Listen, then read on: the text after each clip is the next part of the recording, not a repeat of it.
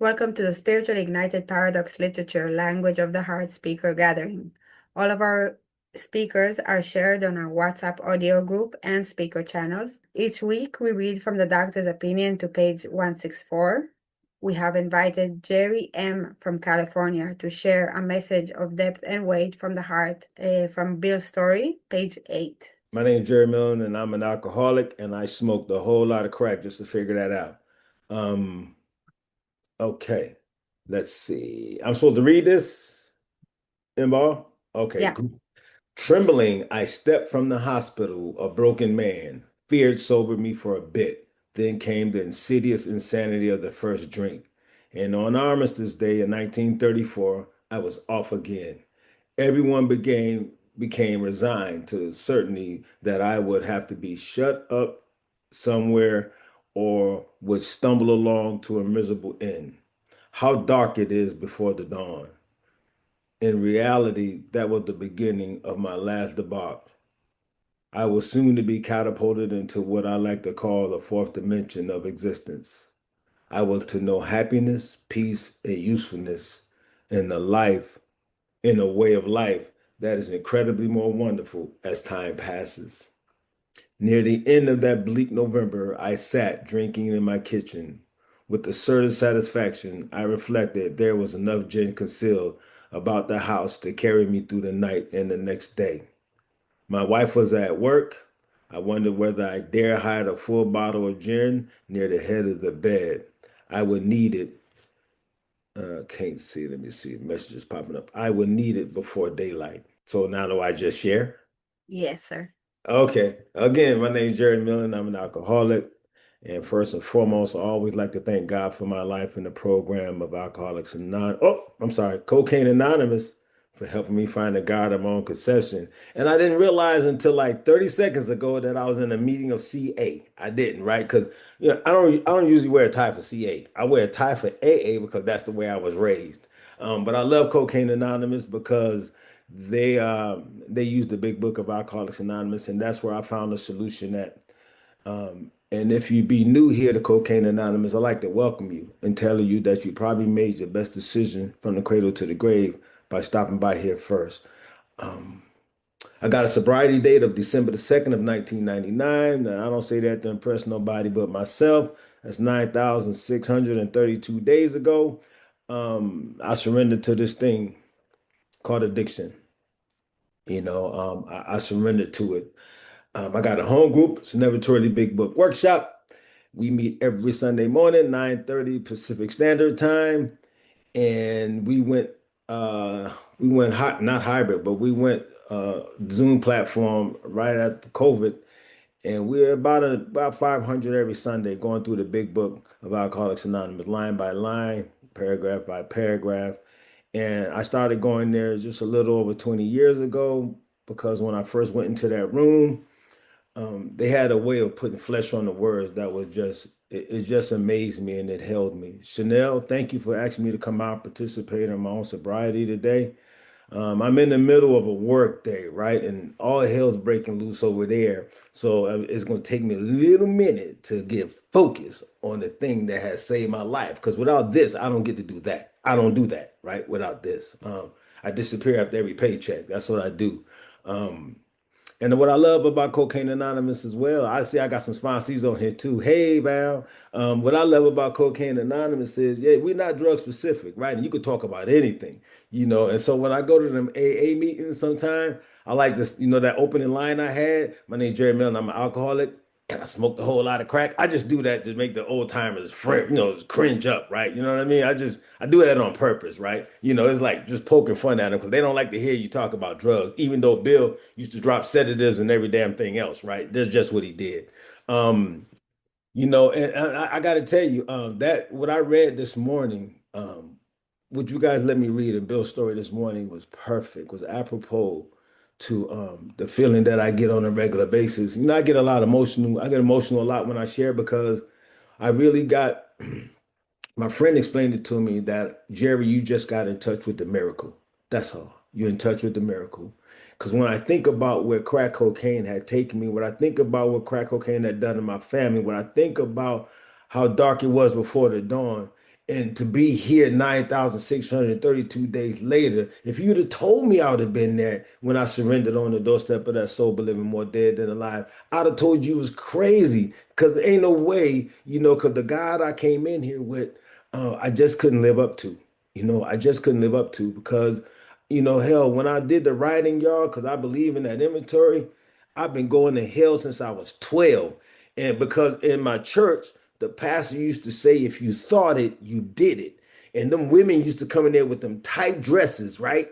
And I would think it. And so I would hold my head down in church, and my mother would elbow me, and she said, boy, stop sleeping in church. And I'd be like, Ma, I'm not sleeping. I'm just trying not to go to hell. And I couldn't tell her why. I was only 12, right? And man, oh man, oh man. And when you guys said to me, I get to choose a God of my own conception, that was blasphemy, right? I'm like, all y'all going to hell.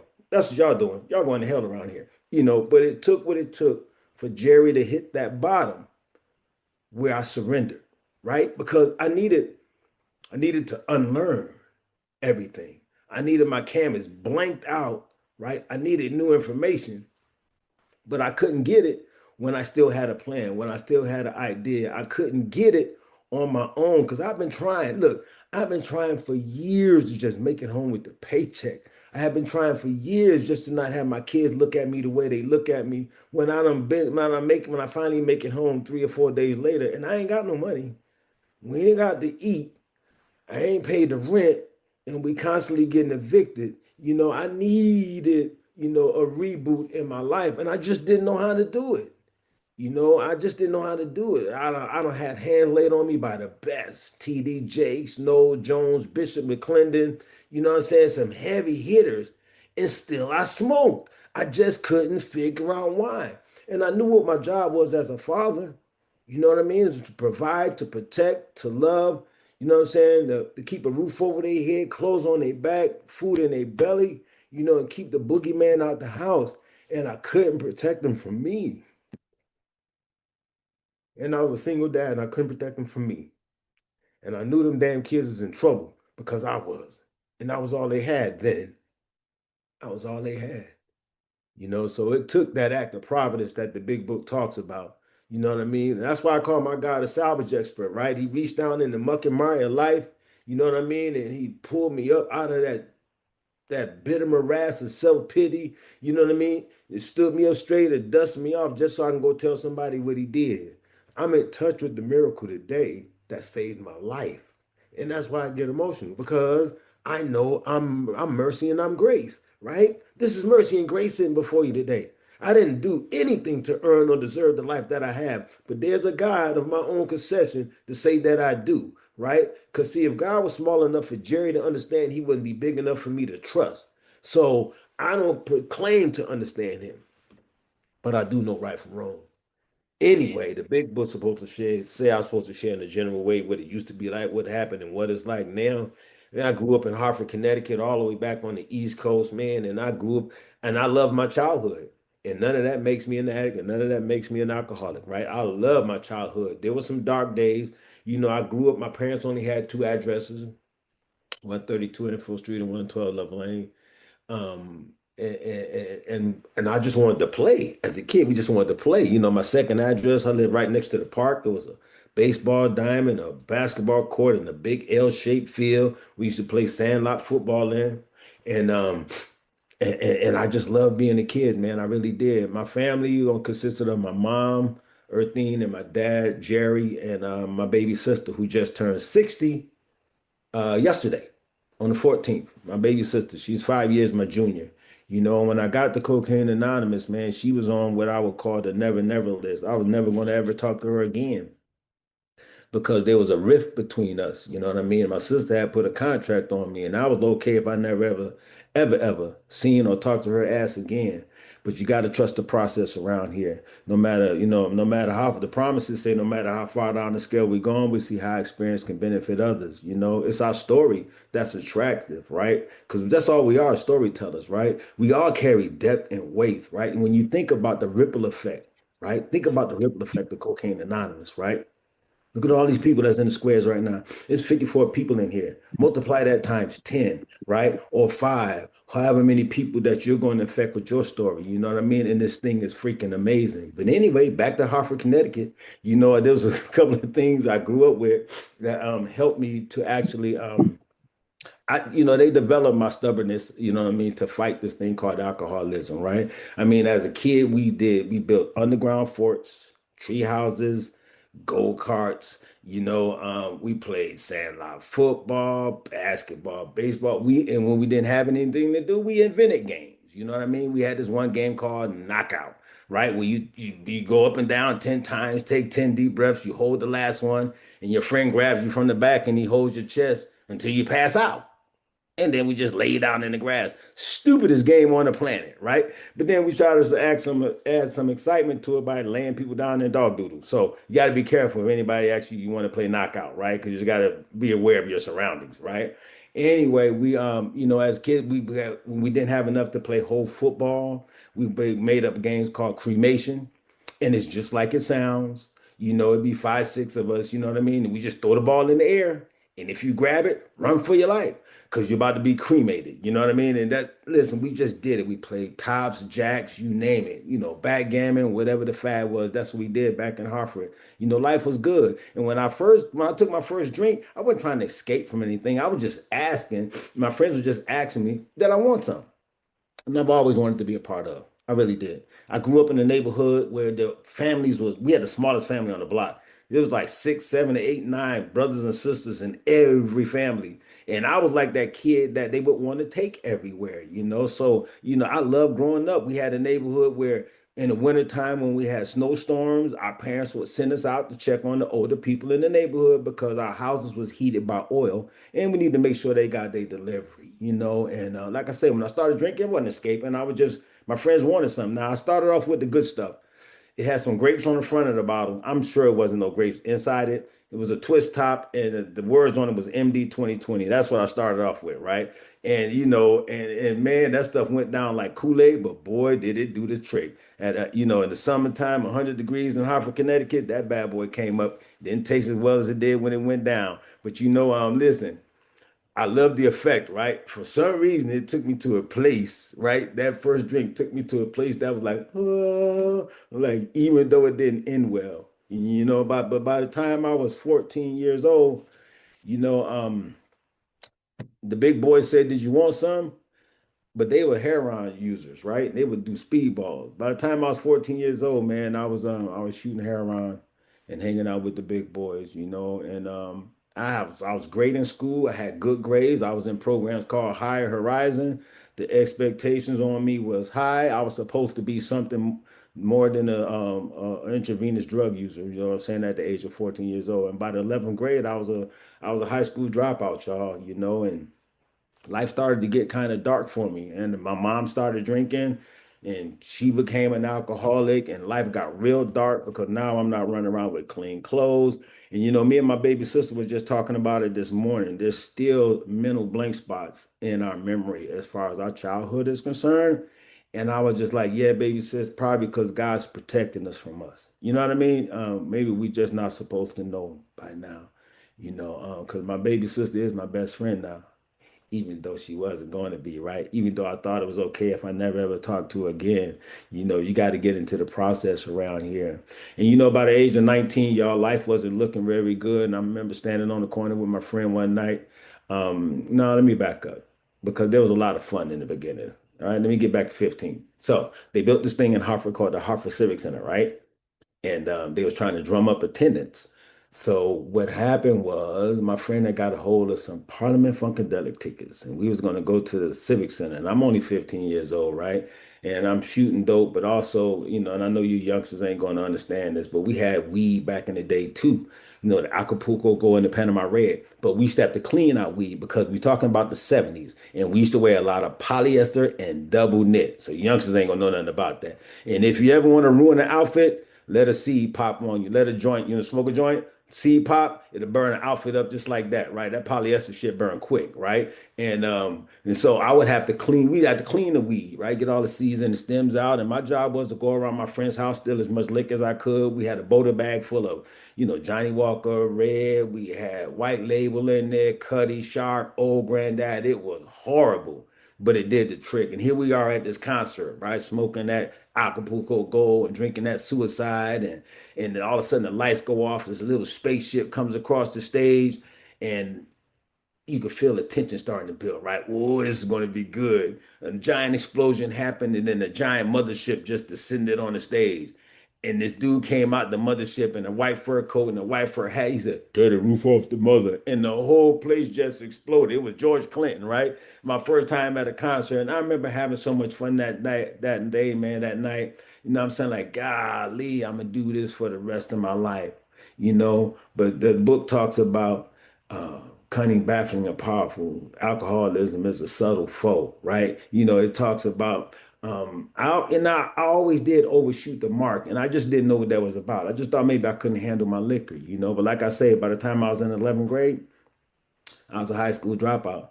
And I didn't see this as a disease catching up with me because I didn't know anything about alcoholism, right? Don't know nothing about it. I just thinking like I'm just making bad choices. You know, life is just not fair.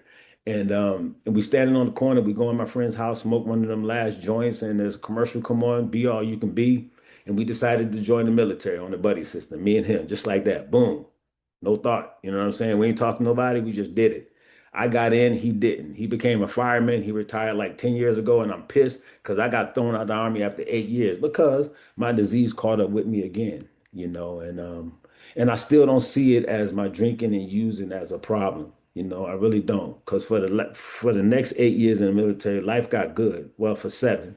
That last year I started using dope again, and I shot that whole military career up in my veins in just a matter of months.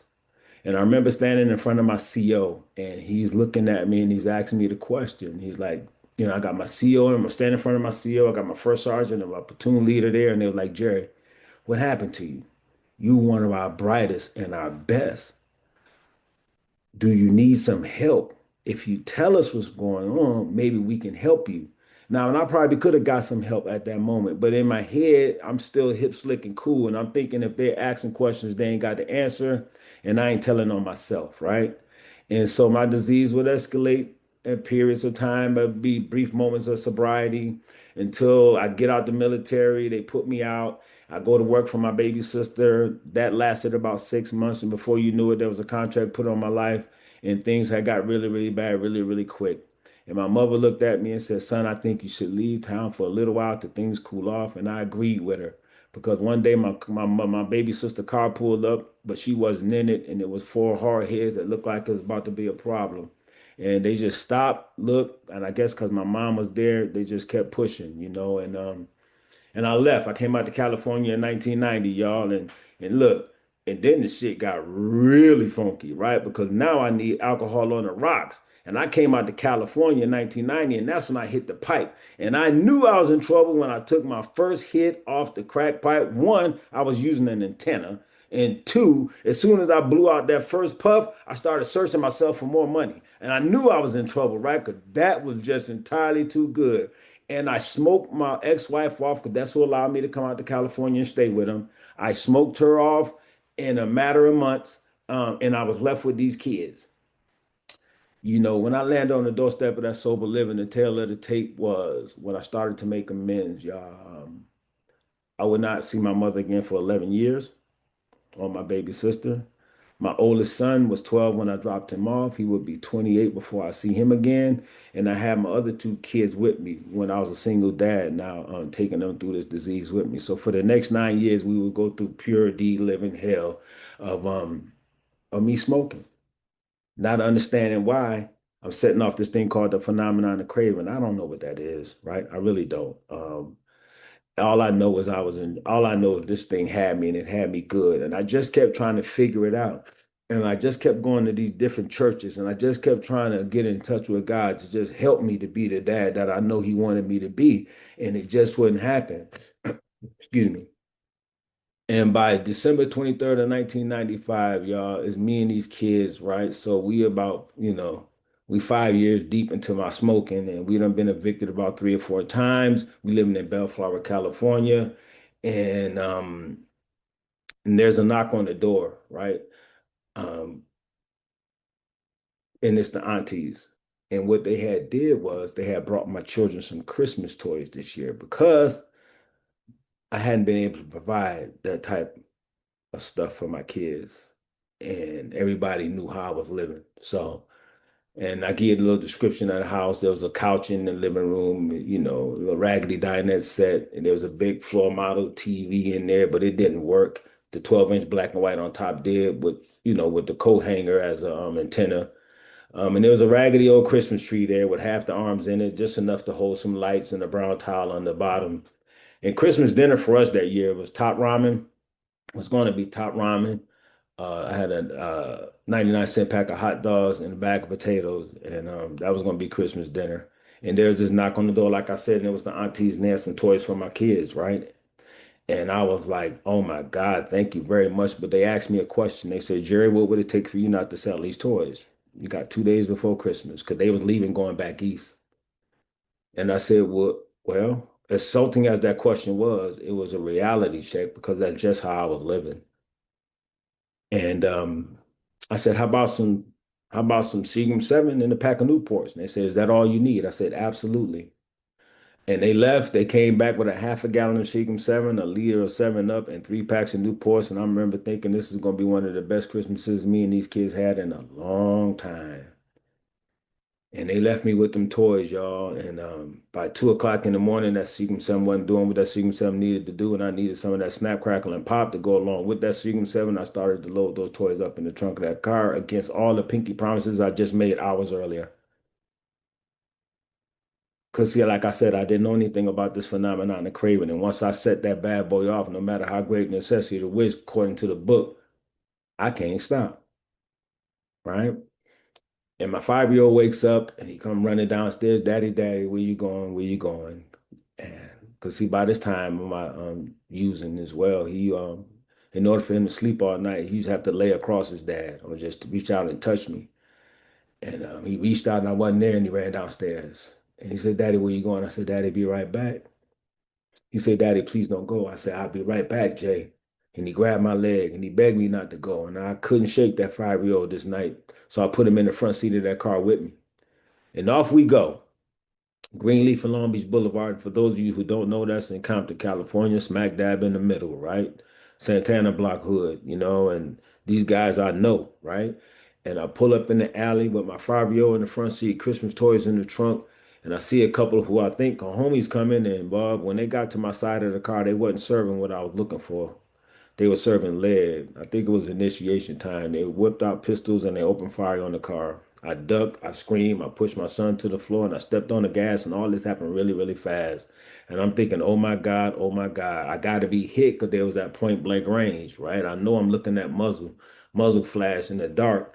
And I get out this alley. I said, I gotta find some police, you know what I mean? Because if I'm not hit, because I'm checking myself for holes, I said, if I'm not hit, he must be, right? And I need some help at this point. And my face started to wet up from the glass because they shot my window out.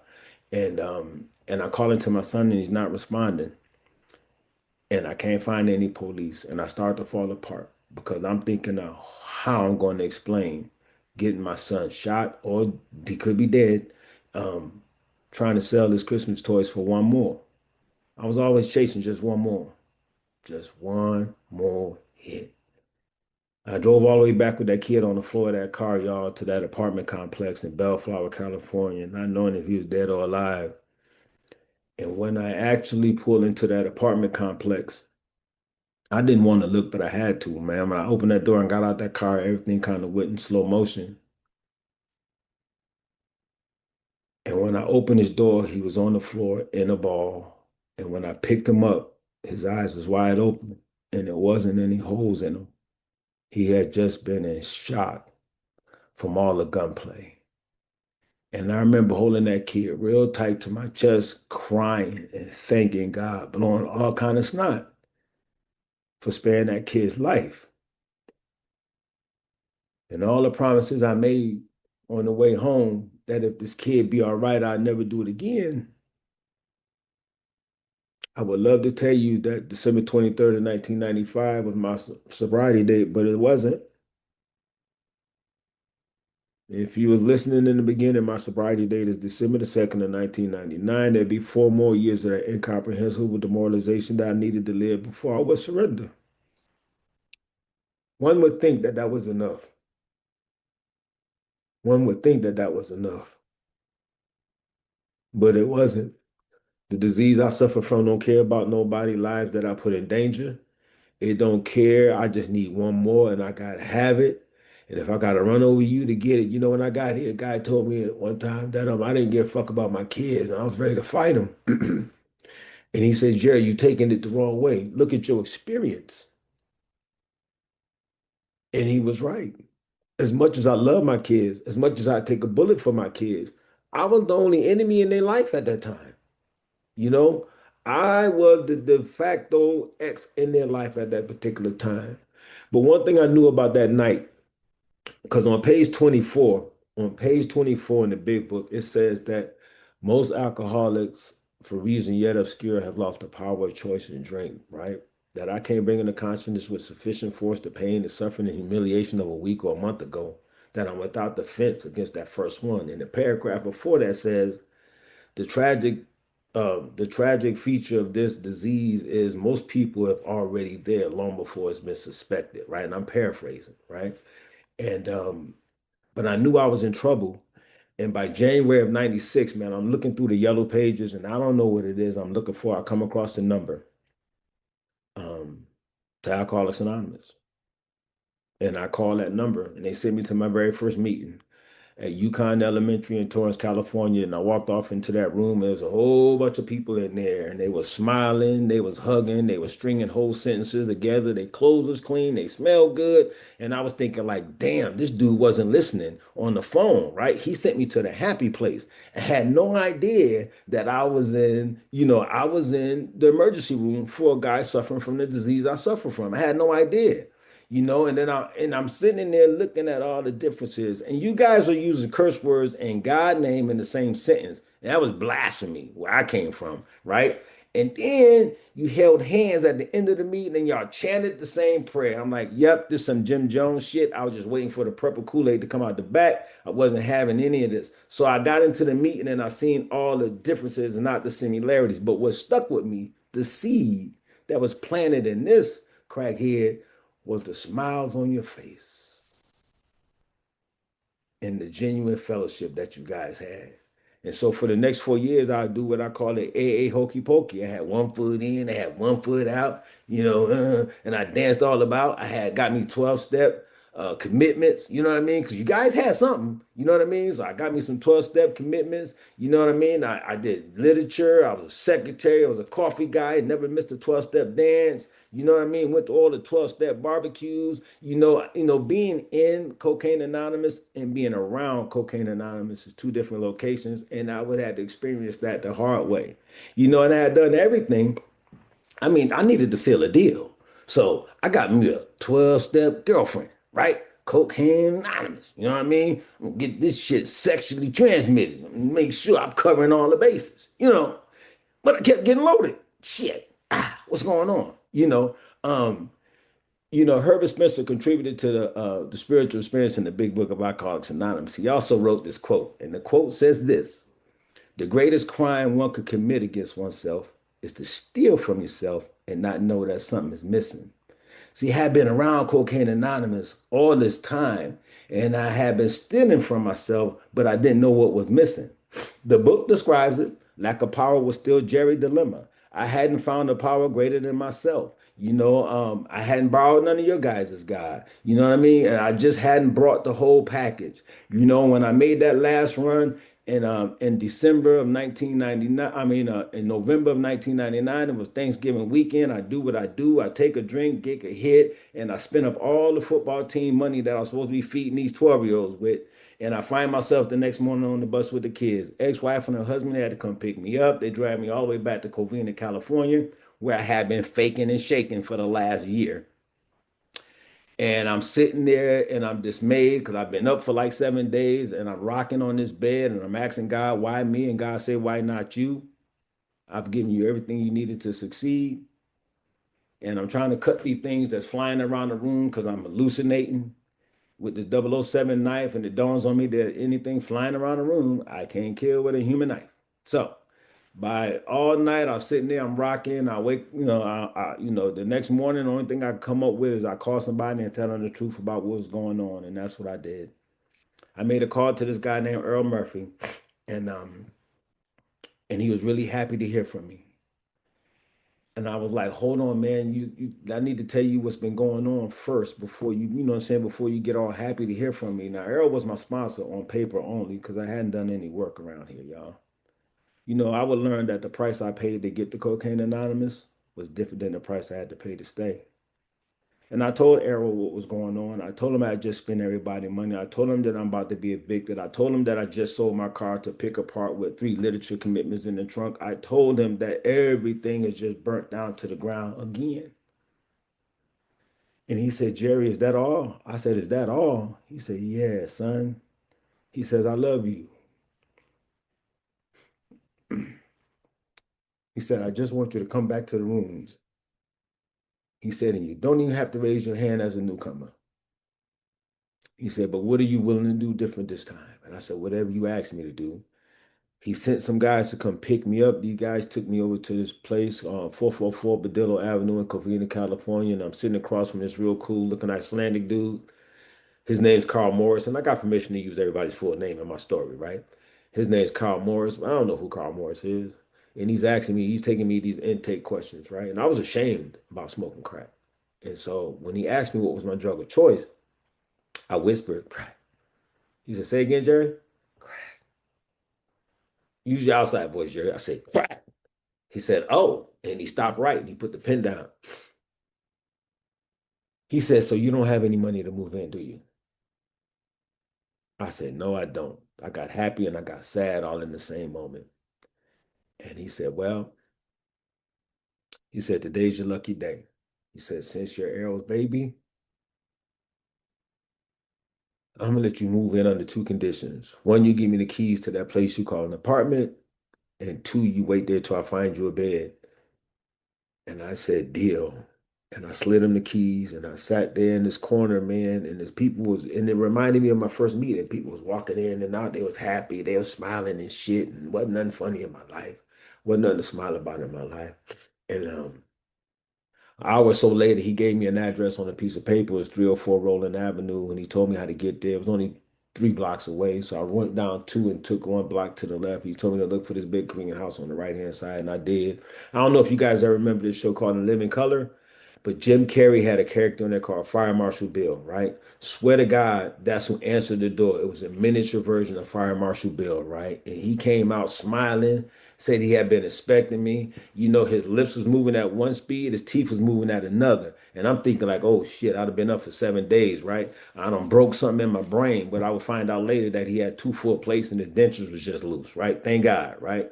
And all that dude said to me was the catchphrase that got me was he asked me, was I hungry? I said, what? He says, are you hungry? And against everything my father ever taught me, I started to weep on the doorstep of that sober living, December the 2nd of 1999, more dead than alive. Today I knew that was my complete surrender. Today I know that was my complete surrender. Because I couldn't go on living the way I was living anymore. I just couldn't. I couldn't take another step. And the dude ran out the house to help me up. And he had some ink on his neck that said we couldn't be friends and we damn sure can't share the same roof. But listen, when alcohol and crack does what alcohol and crack need to do, when you are surrendered, none of that mattered. I thought it, but I had no more run left for me. I thought it, but I had no idea left for me. And they brought me into this sober living. And it wasn't my first one. I had done tons of sober livings in programs, Salvation Army, the Grand House, you name it, I done it. And none of them stuck. But here this is again at another sober living. And they brought me into this room they called the runway. They said, because this is the room you get to rest. And we're going to go get you. The white dude, though, with the ink on his neck, told me the first words out of his mouth, though, you're going to be safe, brother. You safe. You good. You know? And they let me off in this room, the run where they told me to get some rest. And they was going to get me something to eat. When they left me alone, I got down on my knees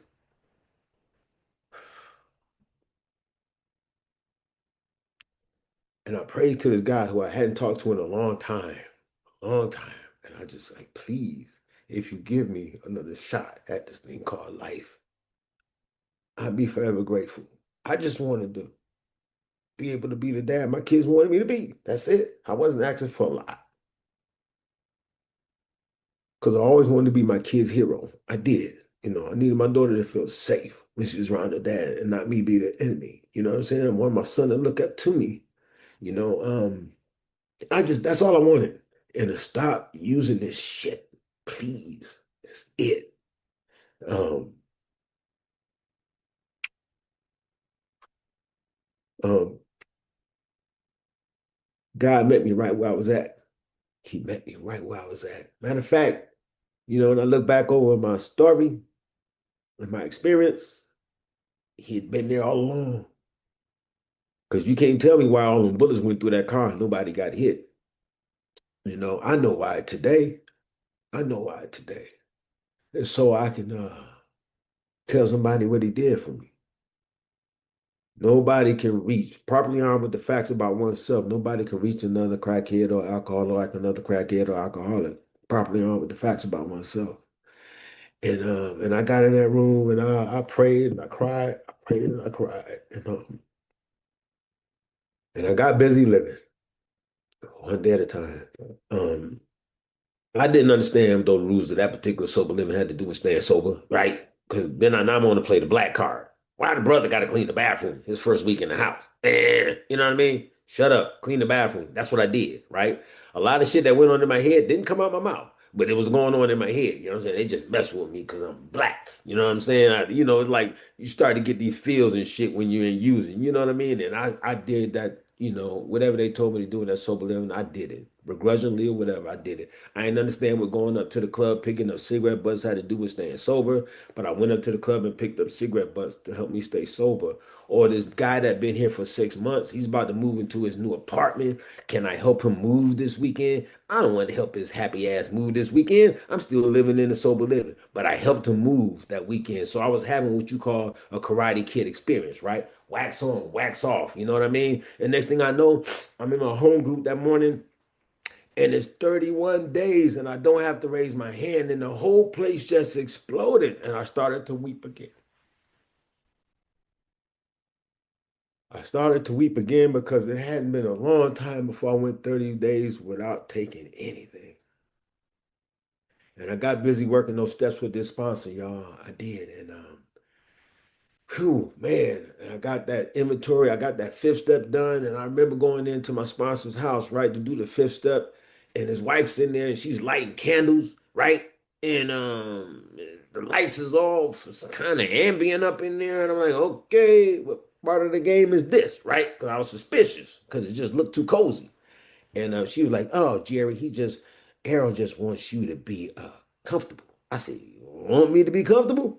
How about we cut some lights on? You know what I'm saying? Let's cut some lights on up in here. You know what I'm saying? 'Cause I wasn't falling for the banana in the tailpipe. You know what I mean? Because I don't know what's going on here. But anyway, I did that fifth step, and he asked me to go back. Do my six and seven. Humbly asked God to remove all these shortcomings. I went back to him with my amends list that he had helped me build, and I had put some more names on there for people who had harmed along the way. Because smoking crack, there's a lot of Vicks along the way. When I smoke crack, a lot of Vicks, man. And I went back to him. And he said, "Hey, Jared, something's missing." I said, "What's missing?" He said, your sister is not on your amends list." I'm like, that wasn't no mistake. She's missing because I ain't planning on making amends to her. How about that? Right? She tried to have me killed. I ain't got nothing to say to her. And he said, "You remember what you said to me when I asked you the question, what are you willing to do different this time?" "Yeah, girl. All right." He said, "Well, listen, tell you what, we're gonna put her on this the special list." He tricked me. Sponsors are like that. Be careful, y'all. He said, "We're gonna put her on the never, never column. Make a special column just for your baby sister." And I said, "Okay." And I put her on the never, never column, right? And I got back to the sober living that night, and the guys that were excited for me as I'm excited for myself, and they asked me, who you gonna do first?" I'm like, "I don't know." I said, excuse me. I said, I hadn't seen my mom in a while, and I would love to do her first, but I ain't got no money. I'm still playing catch up. And they was like, okay, cool. But he said they was like, don't hesitate though. Just keep, just get started. Well, 3 days later, y'all, I came in from work and there was a round trip plane ticket on the bed in that sober living. It was from LAX to Bradley International. And I was to fly out that Friday to go see a woman who birthed me, who would give her life for me, who doted on me, who I had so disappointed. It was my time to wear the rubber to meet the road. And I got afraid. I did. I got afraid, man. And nobody took credit for that plane ticket in that sober living. I'm talking about a house full of rednecks, y'all. House full of rednecks. But they love me, right? Alcoholics Anonymous was bigger than their other convictions. It really was.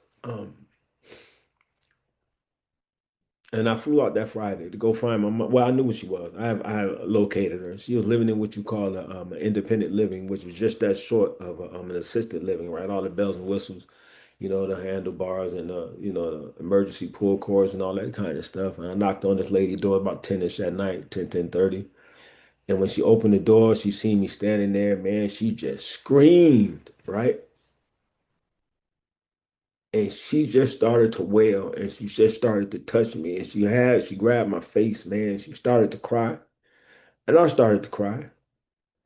And when she was able to get some words out, what she said was her only prayer for the last 11 years is that she get to see her son before she passed. And there I stood because rooms like this, people like you in the process outlined in the big book of Alcoholics Anonymous. And that woman wrapped her arms around me and she held me really, really tight, really, really tight. And I grabbed her face and I kissed her on the forehead and I said, Mom, I'm here on a life and death mission. And I gotta set right the wrongs. I'm here to make an amends to you.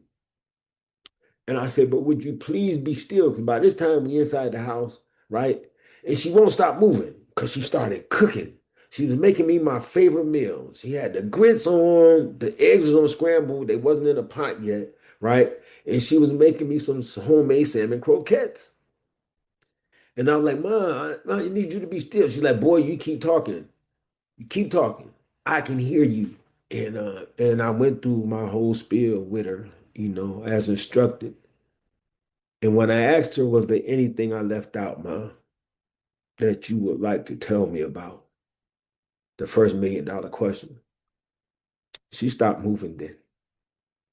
See, I thought the last 11 years was the problem. But what she let me know is the years prior to the 11. When I was shooting dope at 14. And she said she would come in and check on me. And I would be so sleep that she'd be afraid to go to work because I was barely breathing. And some days she'd take days off of work. She talked about those long nights when she knew I was in trouble and she couldn't help me. She talked about the rift between me and her baby sister and how that made her feel. So she gave me a lot. And when I asked her the last $1 million question, I said, Ma, out of everything I said I was going to do, what else can I do to make you whole as I possibly can? She didn't think too long about it. She took a couple more drags off that more cigarette and she said, you know what happens to your mama when I die? I said, nope. She says, all you going to have left is your baby sister. And I was like, uh-oh, here it comes. She said, if you make it right with your baby sister, your mama will be okay to knowing her babies are okay.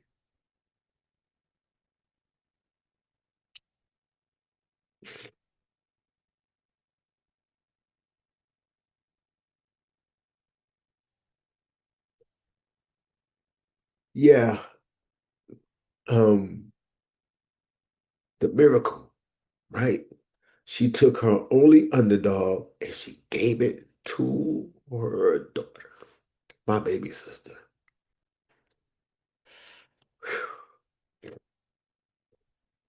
Damn. And I said, okay.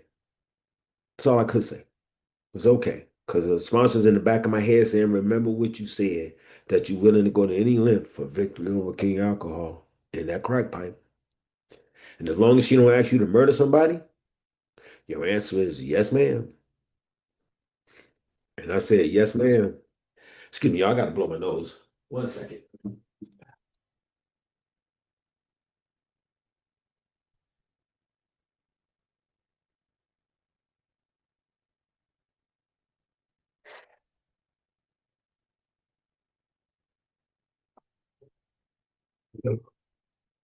Sorry about that. I just couldn't, y'all. Shit was running all over the place. Um, um, anyway, I said, okay, right? And she said, good, I'm gonna call her now. And I was like, oh, right now? Ma, it's kind of late. She was like, don't worry about it, she up, right? And so she called my baby sister, and my baby sister came right over. I'm sitting on the couch, right? Because she just ruined my whole little get down. Now I hadn't planned on seeing my baby sister, right? I'm sitting on the couch now. I'm all discombobulated. And so when my sister knocked on the door, my mother made me answer the door. And I went to go answer the door from that walk from the couch to the front door. All the hate, all the animosity, everything I blamed my sister for. When I opened the door and seen my baby sister standing on the other side of that door, she wasn't this villain. She was my baby sister. All I did is reach out and hugged her, and I pulled her in. And we both stood at the door crying like me and my mother did hours earlier. You know what I mean? It was like we repeated the scene, and what I didn't know is my baby sister found out that it wasn't me and she had tried to kill herself and they had locked her up for 18 months. What I didn't know is standing in front of me, my baby sister was 8 months sober herself.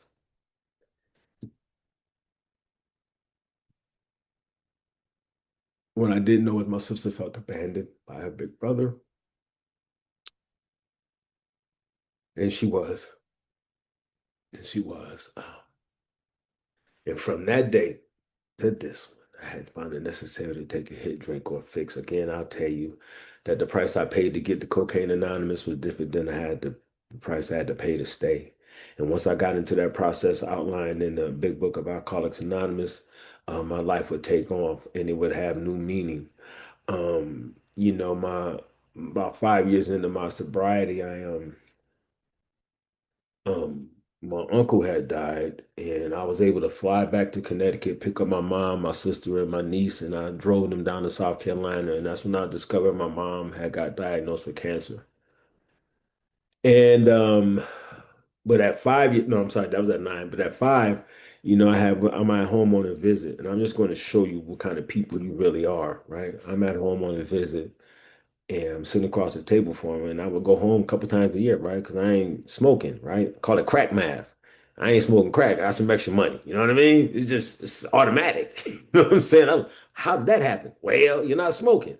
So anyway, I'm sitting across the table from her, like, come on, man, let's go. Cause we just going shopping. And she said, well, can I ask you a question? I said, what, man? She was like, who is Steve Sweeney? I say, Steve Sweeney? I said, man, where'd you get that name from? She said, don't worry about it, boy. Just who is he? I say that's my sobriety brother. Because at 45 days sober, my sponsor sent us to this retreat up at Sierra in the Malibu Mountains, right? And I've been going there for the last 26 years. I haven't missed a year. And he's always been my roommate, little chubby cat from New Jersey, who also happens to be the godfather of my child. Um, and I was like, that's my sobriety brother. We got the same sponsor. He's like, oh, okay. I said, why do you ask about Steve? And she just looked at me. She started to smile, and a little tear came out of her. I said, Mom, what's wrong? She says, I always knew you could be the man God intended you to be. She says, but now I know it's for real because I got a letter from Steve. I say, Steve wrote you a letter? He don't even know where you live. And I don't know how he found out where he lived, but he had wrote my mom a letter telling her what kind of guy he think I was and who I was in his life. And it made my mama feel safe. And who does that? Who does that? People around here in Cocaine Anonymous. We do this thing for ourselves, just not by ourselves.